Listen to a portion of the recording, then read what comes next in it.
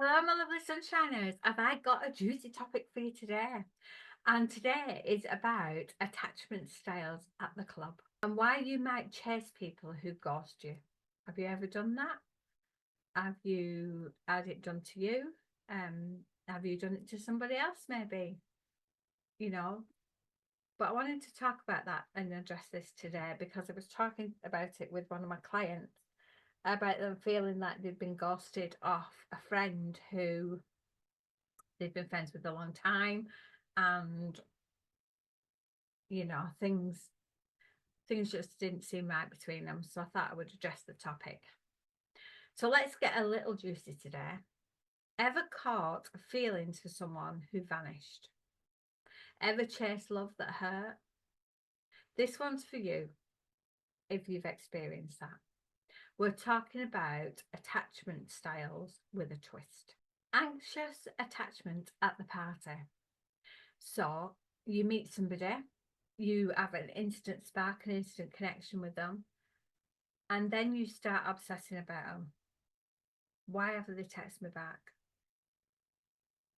Why are they ignoring me? What's going on? Why are they not, why are they not speaking to me? All that kind of stuff. Your brain says, don't lose them. Don't lose them. They're a really nice person. This could be the love of your life. It could be the friend that you've always needed. It could be anything.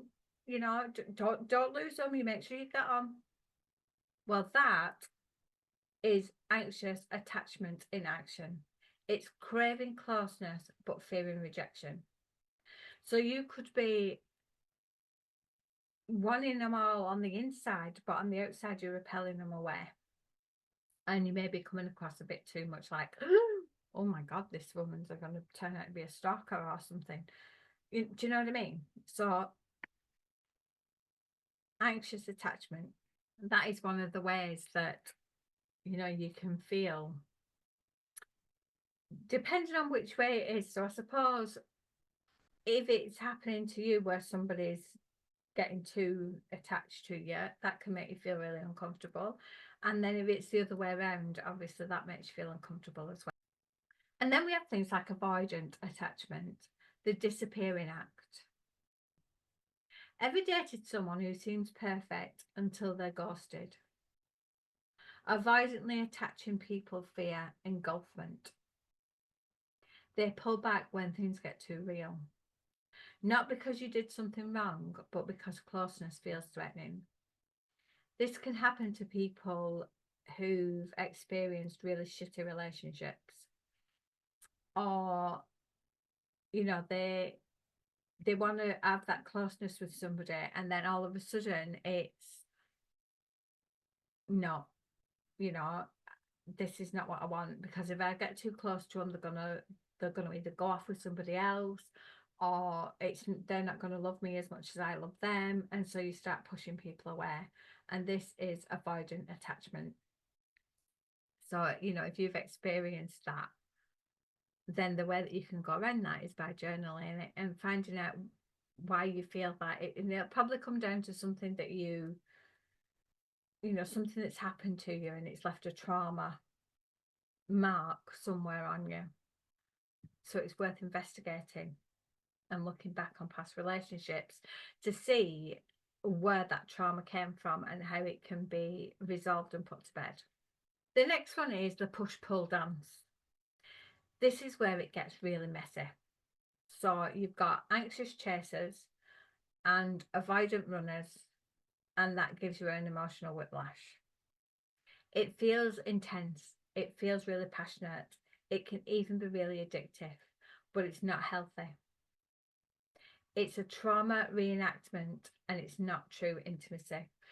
I had a client who was with their wife, and their relationship was quite a toxic relationship. And what had happened was somebody had cheated, and so the trust was gone. And then they had this, well, we're going to get back together, we're going to see how it goes. But they were constantly pulling and pushing. 1 minute it was all sweetness and light. Next minute they were arguing and falling out, and so. And then you had one who was constantly anxious about it because they kept thinking, oh, every time they turn around, they're gonna, are they gonna cheat on me again, and all that kind of stuff. And then you've got the other side of it where it was, I'm just going to run away. I'm just not letting them get close to me, because if I do, they might cheat on me again, and then I've got to go through all this. So it was a scenario of trying to unpick all the bits and pieces that were going on, to find out how they could get past that, because they did love each other and they really wanted to make it work, but they needed to unpick all these little bits that were going on that was making it into a massive mountain. And one was pulling one over the mountain, then the other one was pulling them up on back, and they were never getting anywhere to be able to get to the top of the mountain together and be a united front. So they were doing the push me, pull me dance. We can also have a secure attachment. And this one is the calm you crave. Securely attached people feel safe in love.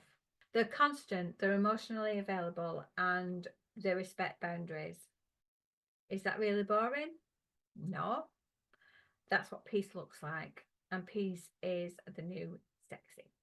You don't have to have a trauma in your relationship for it to be a fantastic relationship. Trauma can sometimes open wounds that you didn't really know were there, or that you'd suppressed so much. And then it can come to the surface just when you least expect it. So, if you've got a relationship that other people might find a bit boring, then you embrace that relationship because you're on the right path,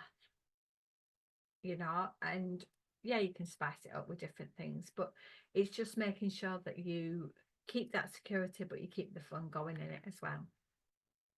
If you recognize any of these patterns within yourself or in your own relationships, your patterns aren't flaws, they're survival strategies that you might have just started to outgrow now, and they can be healed. The way that you start to heal them is by noticing who you're attached to and why. The club might be loud, but your nervous system deserves a bit of peace. So if you're feeling anxious about something and about your relationship, then sit down and think about what it is that's causing that anxiety within you. And maybe you will notice that you've got some resistance or some blocks or some trauma that might have happened years ago, and that needs to heal for you to start feeling like your security isn't just based around, the love from somebody else. So that's it for today. I shall see you all again soon. Bye for now.